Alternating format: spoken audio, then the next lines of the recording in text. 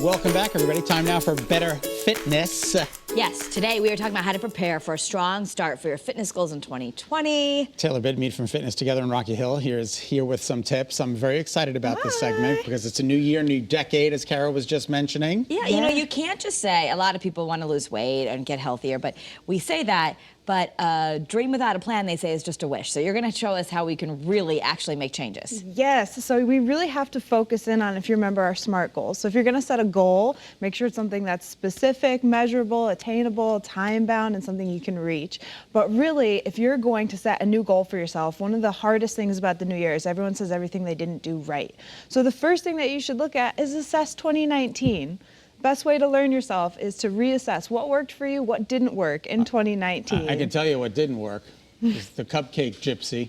In Avon. The cake gypsy. The cake gypsy, sorry. But she does make cupcakes. She does make. All right. And then that's the thing, though. You have to hold yourself. The next point you have is find someone to hold yourself accountable. Scott will say, yell at me if I'm going to eat. There you go. But Some people say, it doesn't slap really it out of my work. hand. Like, I feel bad every day. The cake gypsy's here and I say, stop eating. He doesn't listen anyway.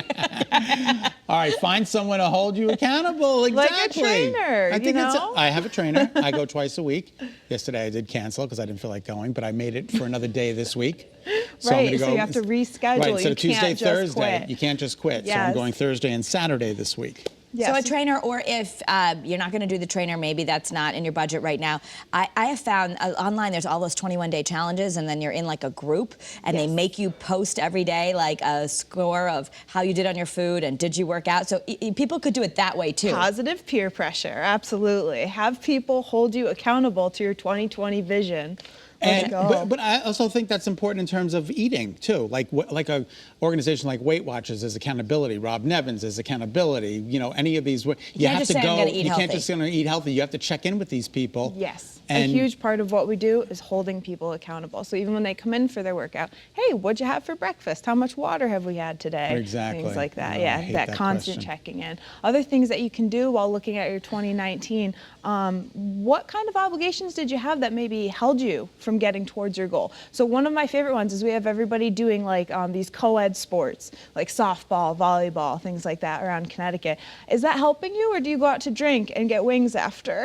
So a lot of people will be like, oh, I want to get into shape, but I get bored at going to the gym, so I'm going to go do a sports league. Well, is that actually helping you get to where you want to go? Sometimes Is it that's more helping social, you right? lose weight? Yes. And the other point you had, I love this one. Me too. Get new workout gear, because as soon always as I like get that. like I some feel new like workout I gear, do. I'm like, yay, I can No, do but it. I do. It's true. I'm wearing all my old stuff. I feel like a frump. I've had the same sneakers for like 3 to 4 years. It's time to cash it in and get some new sneakers. People forget it's functional gear, right? So if it's not holding you in there tight, you're going to have some chafing, some rubbing. If you need new sneakers, your knees are going to start to bug you. So you really have to dress for success. And then you've I invested, love so that. maybe you want to do it. So it's clean out your pantry or fridge. So we should Get it throw away all out. the junk food, processed food, because otherwise you come home and you're busy, and if there's not good stuff to eat, you're hosing yourself. And you know what I think is so funny is some people will say like, okay, well, once we finish the Christmas cookies, no more cookies. Exactly. Or once the cake is Right. done, we won't replace it. Just get it out. Throw Get it out. away. Get it out. Throw it away. I know You I don't have- need it. I have Nestle's Quick in my cabinets. It's the only chocolate left in the whole house.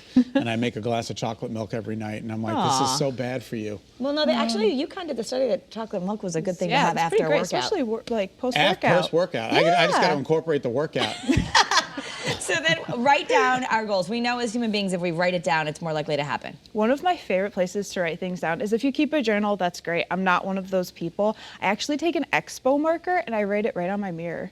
It's the first thing I see in the Really? morning while I'm brushing my teeth. Yeah. That's a good idea. Yeah, so for 2019, one of my silly year goal was better oral hygiene. Like brush your teeth, like actually floss every day. So I wrote it right on the mirror every day. I'm like, did you floss? And I had to face it and I was like, no, all right, time Yeah, to floss. Yeah, I got to Yeah. have good oral hygiene. Your last point, try a meal delivery service. I've done this a couple times. I maybe just need to sign up recurring. And she's but constantly trying to get me to do because it, I too. want you to do it with me. We can hold each other accountable. It really She works. just wants me to pressure. spend my money along with hers. Yes. Actually, I think it's less expensive if you're running out to get things, and you're sometimes a meal delivery service could be more economical if you're stopping to buy food a lot. Right, especially if you have fresh ingredients that are going bad quickly. If you're not getting to it in time, or if you've bought like too much food, you're like, oh, I'm gonna meal prep for the entire week. And then you realize halfway through the week, well, the other half of the food is now spoiled. Yeah. So having food freshly delivered will actually save you money in those instances. October Kitchen. What are you thinking? Yeah, there's October Kitchen, there's Platinum Plus meals, there's a bunch of, promise, shake on it after the show. I can't shake on it. To learn No, more about because it's training a- at fitnesstogether.com/Rocky Hill, listen to Taylor. The studio is located on New Britain Ave in Rocky Hill.